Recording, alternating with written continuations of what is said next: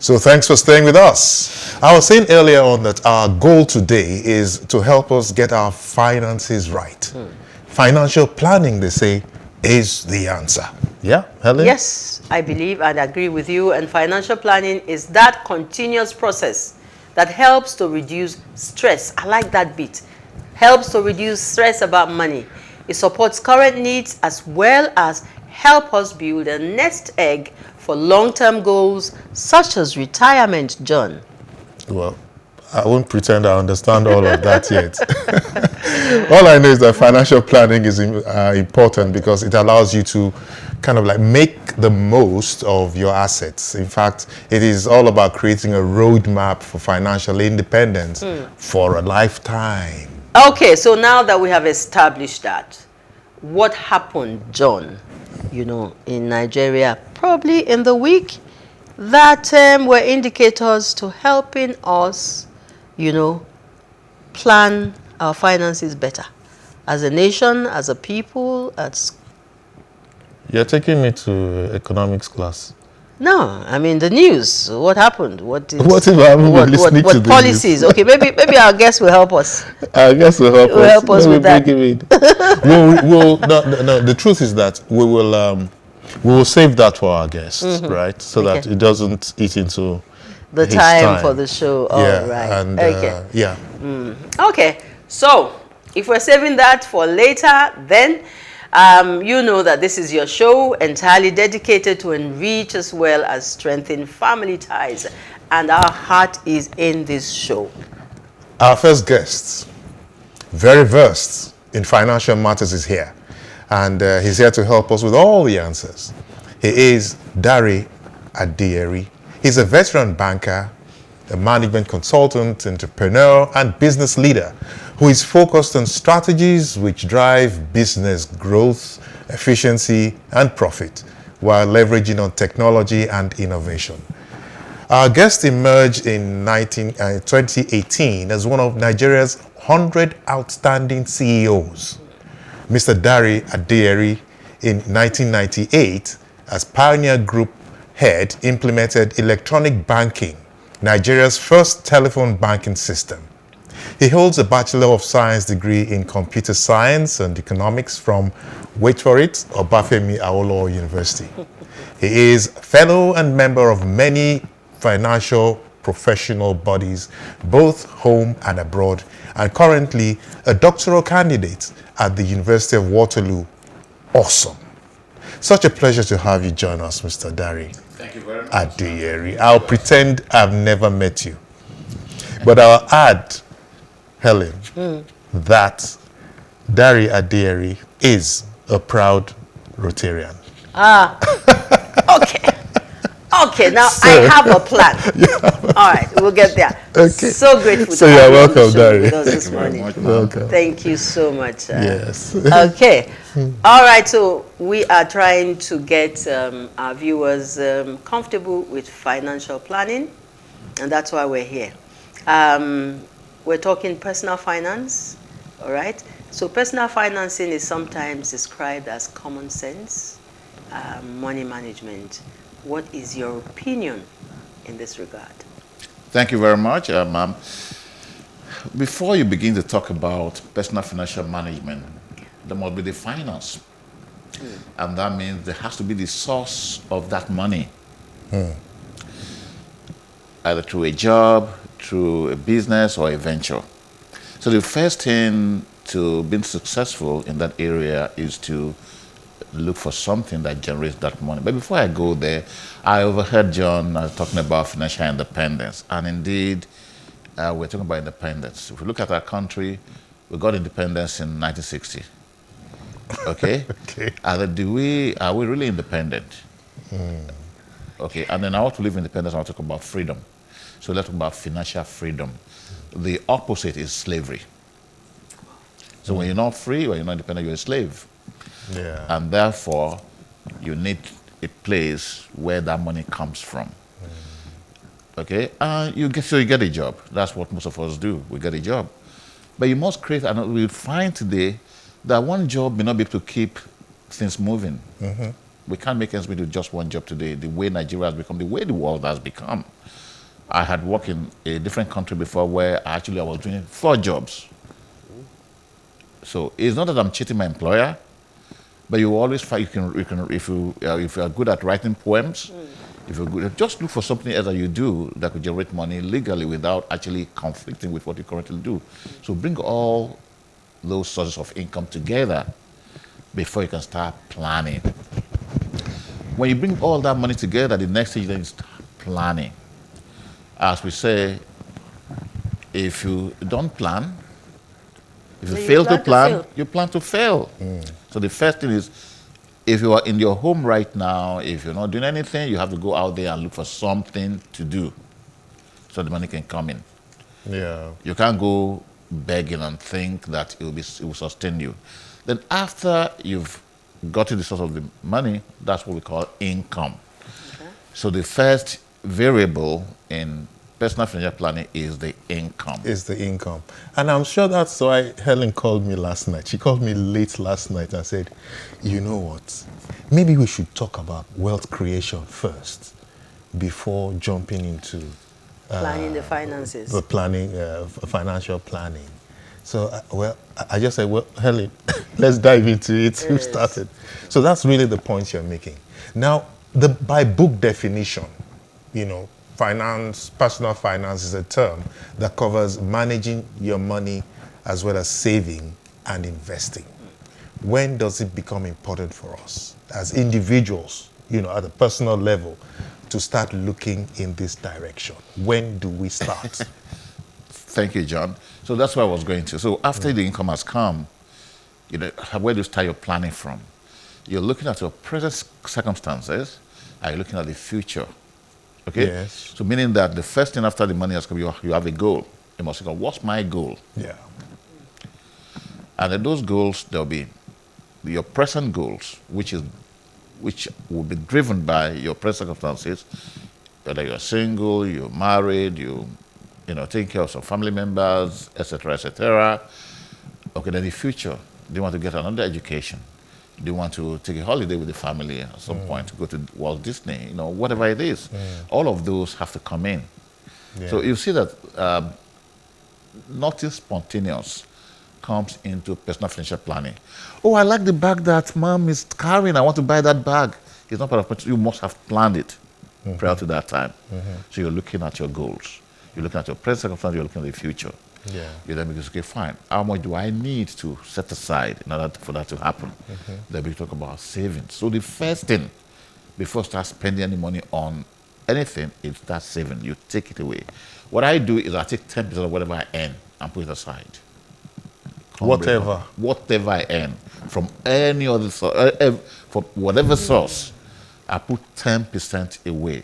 Imagine you have 100 naira and you lose 10 naira. It's not going to make any difference. Yeah. So you can scale it.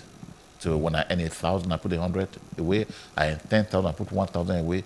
You can, if the 10,000 is not enough, nothing will be enough anyway. So just take 1,000 away. It doesn't make any difference. You put it away. Okay. Continue. That's a simple, basic advice. Yeah. Saving. Saving, okay. Yes. Saving. Then you now plan your spending on whatever is left. Okay? Through the cycle before the next paycheck if you're a worker, or before you get the next project if you are an entrepreneur. You plan on all of that. Anyway, that is the how. That is. We're sticking to the what. The now. what. So right. Yeah. So you have to take away that. Yes. Okay. And then that's how. So you're saying that, okay, you know what? No matter what happens, there must be a portion that they take away. For some people, maybe they can take away more, but the minimum I recommend is 10% of whatever comes your way. Okay. You know, as you're talking about savings, very important advice. You must. It say that you shouldn't eat your seed. You must plant the seed so you get a reward subsequently. But if you're looking at the reality on ground, really, minimum wage for more Nigerians, it's only a few really that can take something out of what they have earned to put away for the rainy day?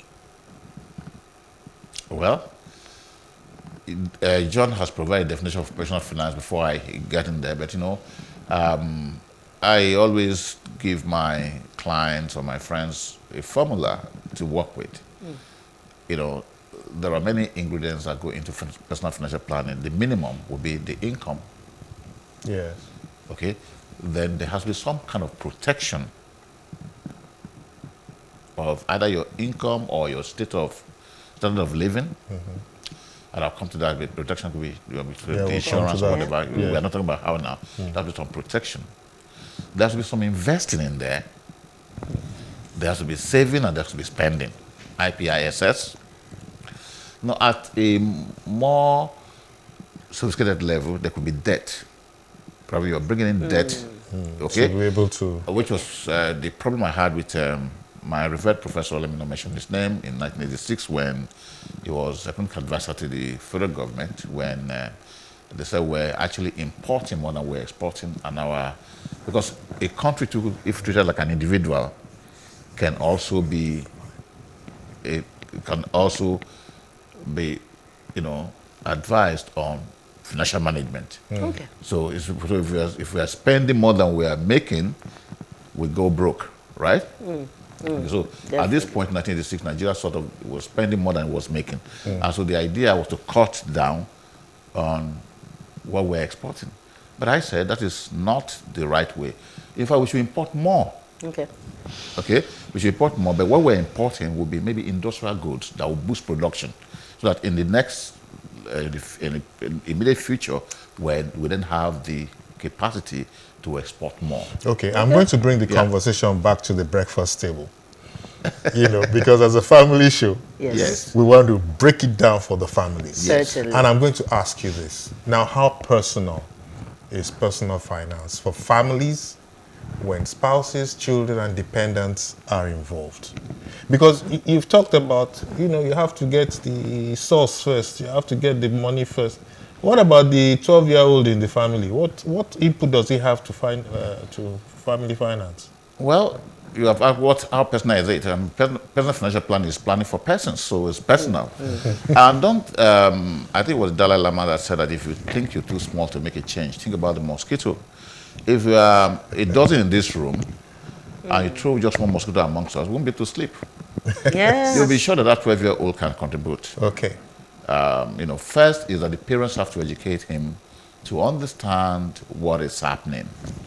And I remember when I was age 8, I was in Benin Plateau State. We had 12 states at that time. I didn't know how people get rich. I just knew that I wanted to take care of my mother when she's old. So I started farming. I also approach neighbors and ask whether they want to clean their environment. And I don't ask them for money, but naturally they will give. And I'll just go give my mother the money to save for me. That was at age 8. So what I'm saying is that, we could, there are 12-year-olds who help their mom in the stores after school. You see, everybody can get involved. The important thing is to ensure that you fire from all your cylinders to ensure that money comes from whatever stream it can come from. Okay, I worry that personal financing may involve a bit of learning curve for non-financial people and can feel a bit overwhelming when you start, when you're starting. What are the possible pitfalls that we are likely to, encounter for those who are not professionals like you? You don't really need to be professional to understand personal finance. I understand you need knowledge, a little knowledge. You also say, you know what, I have to save a portion of what I get. You just have that knowledge. Discipline. And then maybe next one will be, okay, you don't even have to keep it there under your pillow. You can put it in a system that also grows it perpetually, like a savings account, okay, or a deposit, or even investing in something, stocks, right, that keeps it coming. Then you need a discipline. The discipline to stay the course. Now, what are the obstacles? We live in an extended family system. Yes. I know the number of calls I get on a daily basis for financial help. And you have to help. But what I'm saying is that that help has to come from the 90% that is left after we're taking the 10% out. Because if it's not there, you won't be able to help anybody. Yeah. So you have the obstacle of friends calling you to say, I'm broke, I've lost my job, or whatever. There are obstacles of peer pressure. You know, people want to go out, Ashwebi and co.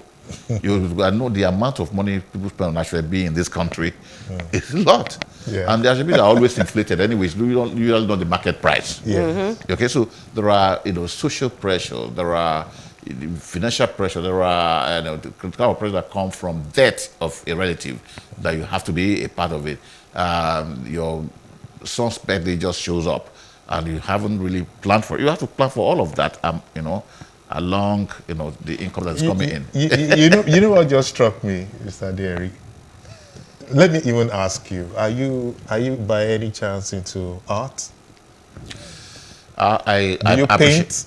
A long time ago. A long high time school. ago. Because the way you've painted the picture of what financial planning is. It makes it makes it come to life. Yes. There's so many simple things you've said, that has brought even me and a geriatric, to a better understanding of what financial planning is. We will take a break now, Yeah. Helen. Yes, we'll take a break now. And when we come back, we'll You talk still to be here? the artist. Yeah. Yeah, we'll talk to the artist, Adeyeri. Stay with us.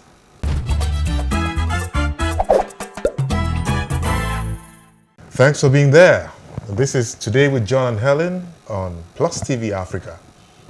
Now, we've been talking financial planning, the what and the why, with my good friend, Mr. Adeyeri, and I just added to his CV, that he must be a graphic artist or visualizer, because he's been able to paint, a lot of scenarios in our minds. Yeah. So concerning the what okay. of financial planning. All right. So we've been talking about the what. Now we go to, the why. Financial planning. Let's look at the why at this point. So tell us, why do we need financial planning as individuals, given that these days income is hardly guaranteed and is so unpredictable? In fact, financial planning is even more important now that things are uncertain. The world we live in today is characterized by four things for those who have been going to business schools lately. There's volatility. Today what 10,000 naira can buy, you're not very sure that you'll be able to buy it tomorrow. So that's what we call volatility. The way the value just goes up and down. So in today's world, the value is always going down. Okay, so you need to be sure that what you can afford today, you can still afford it tomorrow. And of course, there's uncertainty. Who can tell me what the rate of naira to the other currencies will be tomorrow? We don't know. There's uncertainty. Yeah. Then again, things are so complicated these days. Okay, you don't know what to expect, and that's coming because when you marry, volatility with uncertainty, that's what you get. Things are complicated. The world is the solution. The solution is not clear, and that's what we call ambiguity. So you hear people say we live in a VUCA world. In fact, somebody even wrote a book about it recently. I learned this in 2008 when I went to business school. So why do you have to plan? You have to plan because of VUCA. You want to be able to survive whatever VUCA comes your way. Whatever happens. So in spite of anything. Otherwise, you become, if you don't save, you are slaving. When you are not saving, you are slaving. Like that. You save or you become a slave. Yes. So perpetual struggle. Your children will be sent out of school. You can't even put food on the table tomorrow. You're struggling. You may not like what Helen said to you, John. To talk about retirement. You retire someday. Yeah. Maybe you even have walking stick at 90. Yeah. So it is whatever you've planned for that time that you fall back on. Remember the way we said the way you lay your bed is the way you lie on it. So financial plan is more like laying your bed for the future. Okay. So you and Helen have succeeded in Use convincing you as me our guinea pig. the personal financial money or understanding money management, is the smart way to Vital. live. Yeah. Now, why do some people, like me, up till now, why do some people still insist on living one day at a time? Are they not realists? Two reasons. First is knowledge. Helen spoke about knowledge. So I'm an illiterate. Why I say first, it doesn't mean that's all. Yes. Knowledge. Yes. Okay. A lot of people say, I don't earn enough. No matter what you earn, you can't Yes, save. we hear that a lot. Okay. Knowledge. You need to have that knowledge. Because if you don't, like I mentioned before, if you don't save, you're planning for a disastrous future. Yeah. So if you, with that knowledge, whatever it takes, you must save. And the second is discipline. Yes. You don't need a lot of grammar or a lot of formula for it. It is, knowledge and discipline. You know that if I don't save, it's going to be catastrophic. Yeah. Then I have to have the discipline to do it all the time. It doesn't matter what I see on Instagram. It doesn't matter what shoes my friends are wearing. It doesn't matter whether I get to wear Ashwebi to one event or the other. The first thing I want to do is pay myself. As I'm getting my paycheck, I'm removing that 10% and paying myself, put it away. So if whatever is left can plan for the rest for the month, can take me through the month, fine. If it cannot, there's no apologies. So you have to stay that course. If you don't do that, that is why people go broke. And it's not just Nigeria. In Canada, for instance, about 90% of people live below the $5,000 poverty line. The average is 5,000. Yes. And by age 60, they don't even know. And the society is run by credit, by debt. And it's credit to Nigeria right now. You see a lot of people call you their quick credit, quick loan, no questions and all of that. They're going to pay for those. Yes. So, knowledge and discipline is what I would recommend. Knowledge and discipline. Yes, I don't want to go beyond those two. Yes. It's just running in my head because a lot of employers really do not lay this on the table for their staff. You just go to work, at the end of the month you get your salary, and what you're learning about most of the time is a job. Is not how to sustain you as the most important person even in that environment, because the human capital resource is the most important. Yes. But a lot of our employers leave that out, and that's why you can just work for the rest of your life. And when you see people who have just retired, it's like they're on their way to their grave. Yes. And it's so pathetic. So this is really critical that we're talking about the need to have that discipline to put something away no matter how small. Now, something may just come unexpectedly and take whatever it is you have put away. At the beginning of this our conversation, we were talking about multiple sources of income. Some people are not equipped for that.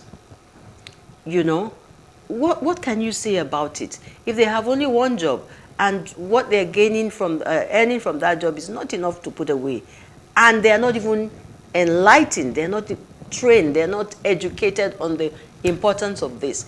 How, because we must take care of everybody. I don't know. Ellen, I think that we've come to my first point of disagreement. Okay. I do not agree that some people are not equipped for multiple sources of income. We'll be undermining the incredible human potential what God has created. We are all multitasking, and all those areas could be converted to money. Okay, so let's take have you been to Alaba before? Yeah. Yes. So when you meet anyone in Alaba, do they tell you don't have what you have come to buy? They don't. They don't. They always find it. And they are in training. They are with a particular master. Okay. They just come to, what do you want to buy? You say, I want to buy the head of a goat. Oh, yes, it's in my shop. When you get there, it's in my other shop. So it is about taking stock of yourself. So the three questions that I want people to ask them, if they think they're not equipped for more than what they currently do, is to say, what do I have to know about myself that I don't know already? Okay, I know this about myself. What did I know? Ask a question, probing, reflecting. And then what do I have to understand about myself that I don't already understand? Okay, number 2. Number 3, what do I have to do for myself that I have left undone? Because this is personal, right? And these questions but come at different stages. Yes, constantly. Because you wouldn't know, you wouldn't answer those questions in one day. You keep asking. The corollary to this last question is, what do I have to stop doing to myself that I keep doing? Okay. For instance, like procrastination. Which we talked about last week. There are so many free resources today. You can learn. You know, there are people you can go to. Please teach me something, right? You have friends that can teach you. Oh, how did you make it? How do you get this done? Now, the 3 questions I've asked now, some people package together and call it SWOT analysis. I don't want to use big term. You are taking stuff, your strengths, your weaknesses, the threats in your environment, and the opportunities that abound. Yes. It's only when we don't look enough that says, no, I'm not equipped. Everybody's equipped for more than they currently do. Okay. You have excess capacity.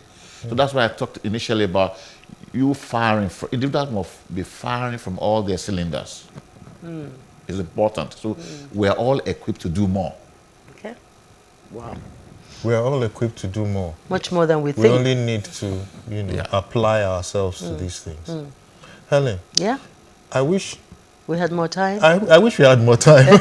always wishing we had more time. I wish we had more time, really. But I guess we're being told this, to. This has really been an eye-opener. Yeah. Okay. Financial planning, key. Very, very key. No matter how small the money you get, you must put something away. You have to be disciplined and you have to be ready to put something away. Thank you so much, sir. Thank you. Thank you very much, sir, You're for welcome, coming Alice. on the show today. Thank you. All right. And so getting your finances right and achieving financial freedom is our priority today. So far, so good. Time to take a breather with some messages. And when we come back, don't forget that there's another section or another segment on this show with Pharaoh, who will also be talking with her guests and looking at other areas of this topic. And also, we have the Keep Fit segment. Keep fit. The That's Keep for you. Fit. Yes, that's for you. Everybody.